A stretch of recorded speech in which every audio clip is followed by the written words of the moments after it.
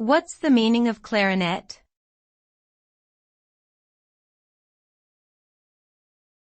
Clarinet.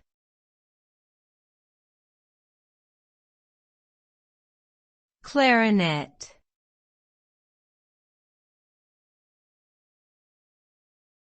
Clarinet.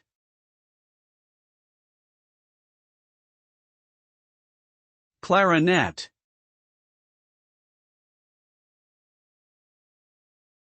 A clarinet is a musical instrument that belongs to the woodwind family.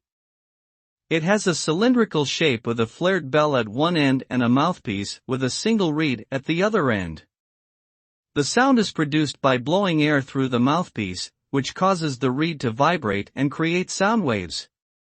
Clarinets are used in various genres of music, including classical, jazz, and folk.